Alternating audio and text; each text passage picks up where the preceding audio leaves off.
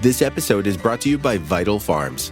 Isn't it bullshit to have to question where your food comes from? At Vital Farms, you can trace your pasture-raised eggs all the way back to the source, the pasture.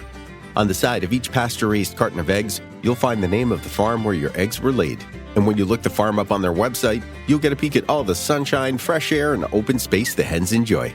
Learn more and find out where to buy them at vitalfarms.com. Vital Farms, keeping it bullshit-free. This episode is brought to you by Shopify.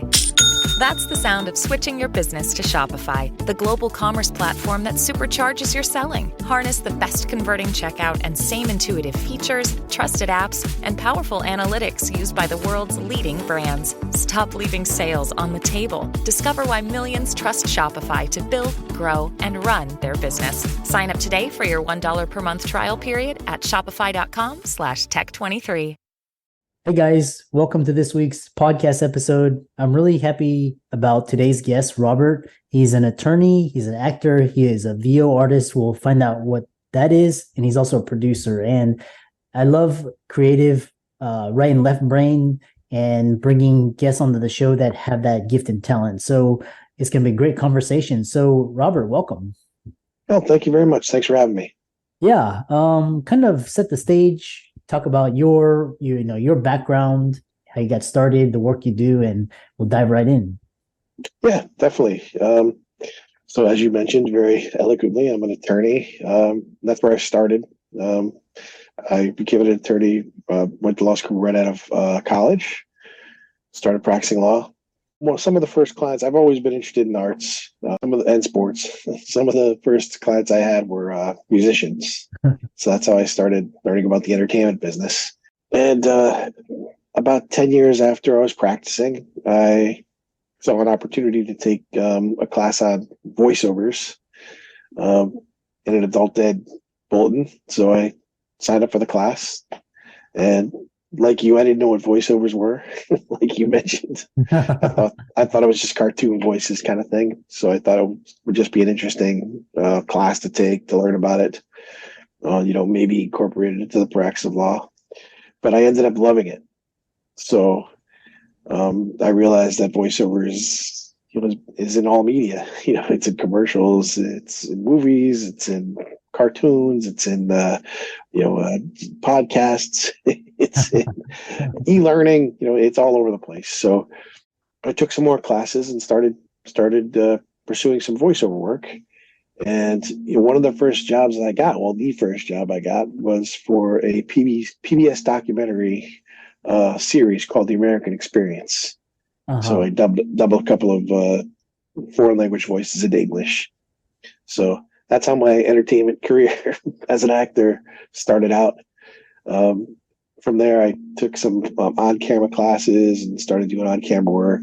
Then I started producing. So I produced films and TV shows and short films.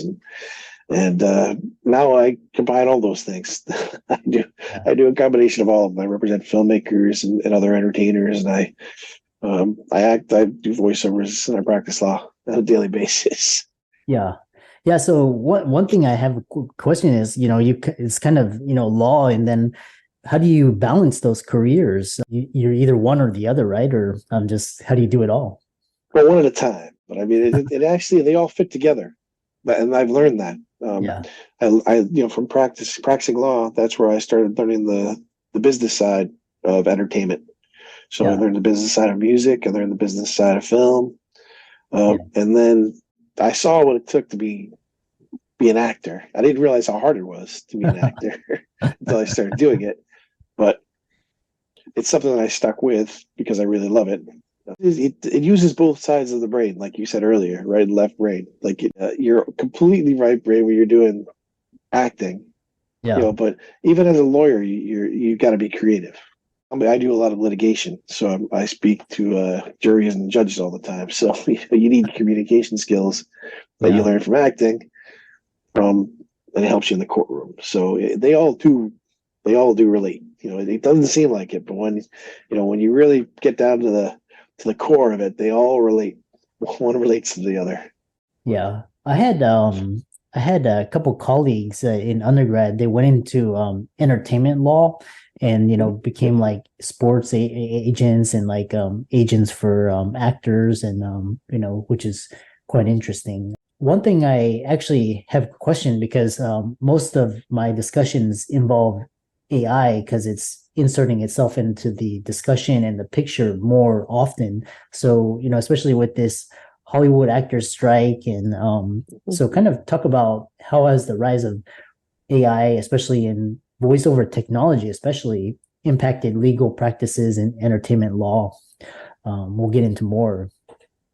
Yeah, absolutely. I mean, it's so AI is the reality now. Artificial intelligence, cloning voices, cloning people, on screen, a full image. It's reality. So that's one of the reasons why the actors had a strike, because and part of the agreement now is producers are allowed to take pictures of you and use your likeness without you being there, in a future broadcast or a future production.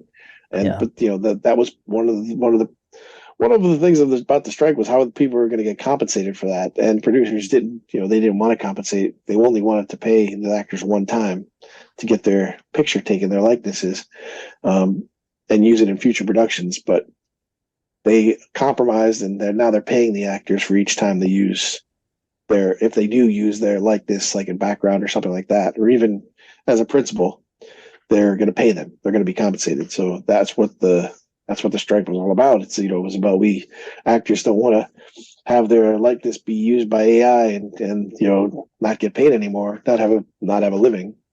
So and voice actors too, it's the same concern that they have. And in fact, I represented was one of the first cases concerning that. I represented Beverly Standing. She's a voice actress. She was the original voice, text-to-speech voice of TikTok. Yeah. Files were being used without her permission. She had done a job like back in 2018 that was supposed to be for translation, and those files got into TikTok's hands, and they used those to do the text-to-speech, and she had not given permission for that. So we sued TikTok, and she ended up settling the case, because here, as a voice actor, is that your files are going to end up in the wrong hands, and that your voice is going to be used for things that you don't want it to be used for. So that's the issue.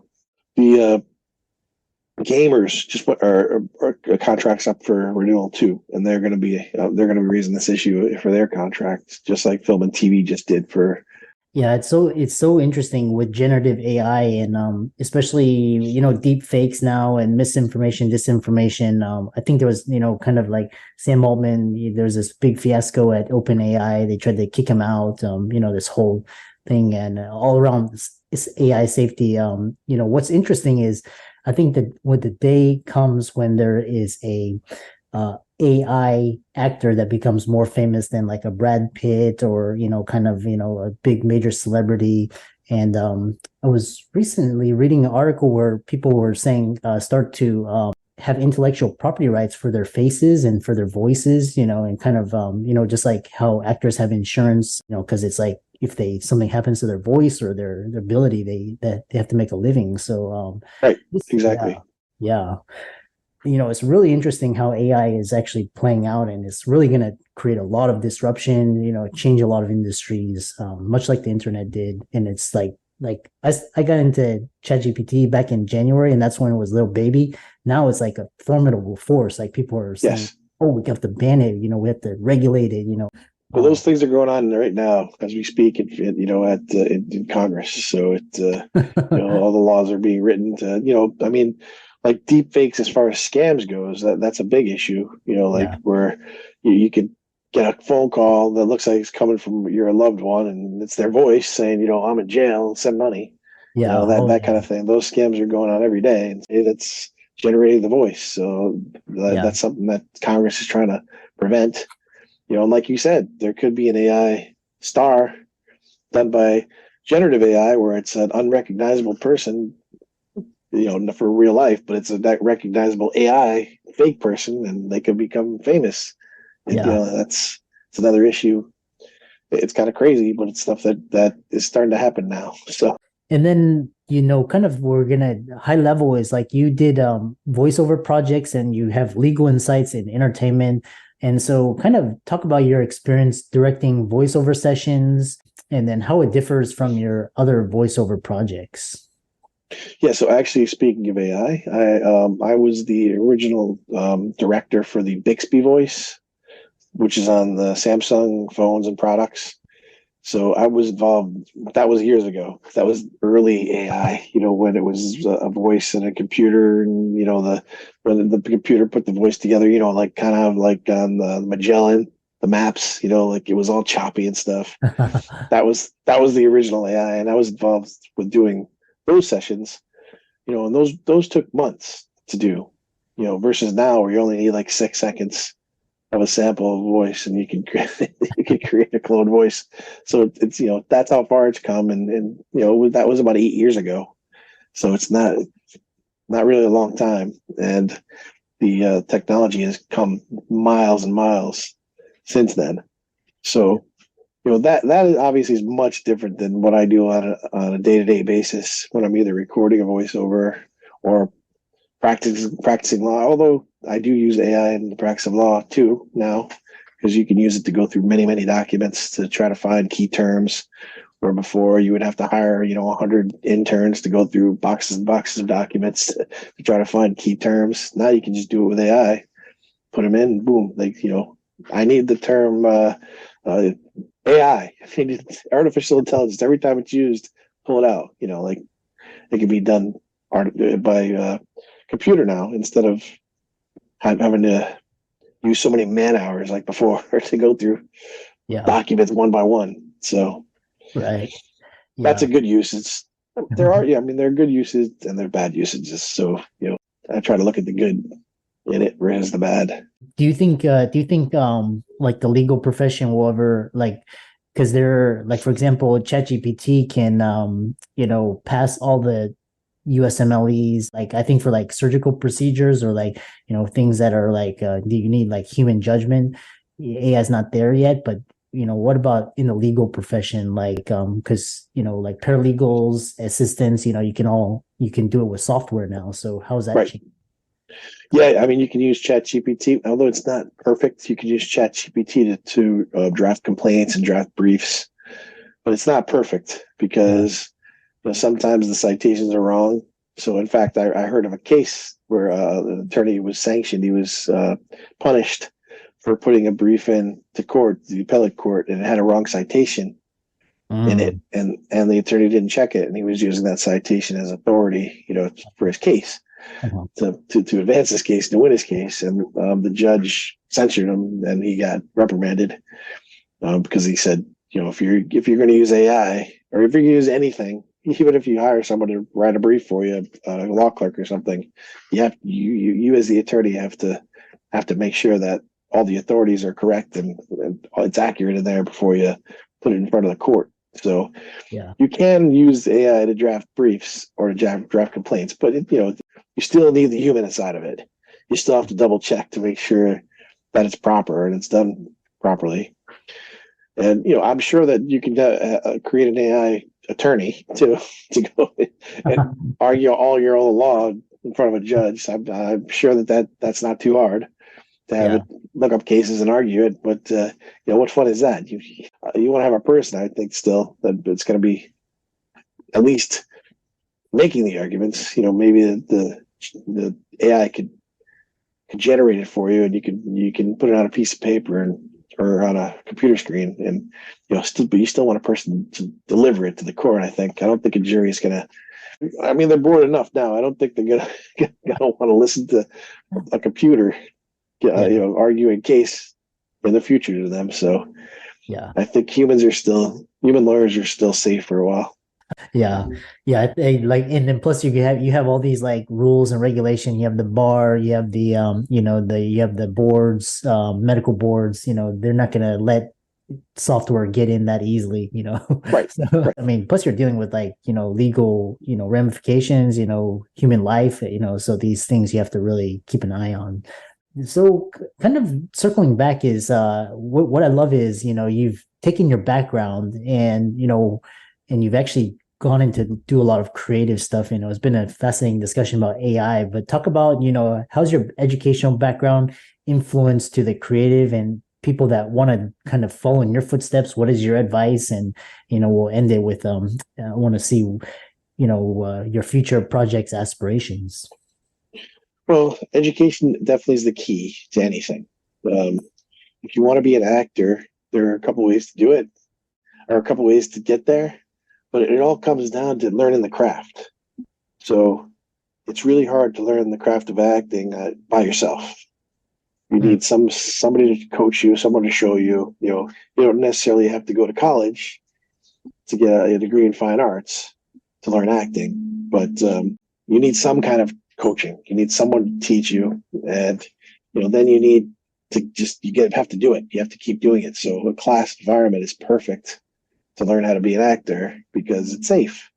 You don't have to worry about messing up. If you go on the set and you mess up, that's bad. It's going to hurt your career. You're not going to get hired anymore. If you can't do your lines and you're not a good or proficient actor. Yeah. So I take that right back to law. Obviously, to be a lawyer, you need to go to law school. You need the education behind you. So I took that same approach and I took it to acting and voiceover. And I really studied the craft. I did it the same exact way that I became a lawyer as far as education to do acting and voiceover. And then it's just a matter of doing it. Same thing with law. It's just a matter, you have to keep doing it. That's why they call it practice, because you have to keep doing it, because it's not just reading the books and having the knowledge. Then it's the next step. It's applying it, because using your judgment when life's happening, that intuition is your talent. That's what kind of weaves through everything. It weaves through law. It weaves through being a doctor. It weaves through actors. It's that judgment is something that you really can't teach. That you really can't learn. That's something that you just get it. It's just there. So you have to access that. You said it, so it's practice. It's basically your art and your craft, and that's right. How you get the reps in, you get the experience, knowledge, training. Oh, you mentioned this idea of education, and I love that. And one thing is, what future projects are you most excited about? And what goals do you have for the next phase of your career? Right now, I'm doing producing as well as acting. So I've got a handful of productions. And normally most of the productions I do, I try to get at least a little part in it if I can to act. If it works out, if it doesn't work out, it's not the be all end all, but but a couple of these projects that I'm producing, I'm also have some parts in them. So that's something that I want to do and more of. I want to produce more films and get more parts in those films. And many of the films that I've done already, thank God, they've been successful and they've won awards at festivals and things. So I want to produce quality work like that, and I want to find quality parts in quality productions. Not just putting up horror. I mean, I love horror films. That's horror is my favorite genre to watch. But not necessarily my favorite genre to produce. Although I've done a couple of them, but I'm looking for those plus because they're fun, but more of the deep emotional type of scripts, shows, parts. Those I want to get a little deeper now, get under the surface a little more, and that's what I'd love to do as I go into the future. Yeah. How can people contact you, follow you, reach out to you, check out your work, etc.? My law site is ROBSCIGESQ, robsigesq at .com. Sorry, robsigesq.com. Yeah. Or my acting website is robertpaglia.com. Yeah. And for all the audience out there listening, Robert, for coming on. It was a fascinating discussion, how you blend, your educational, professional training with more the creative side, impact of AI, technology, and future projects. All of his resources will be in the links and show notes. Be sure to give him a like, follow, check out his website as well. And with that, thanks so much for coming on to the podcast. Thank you very much.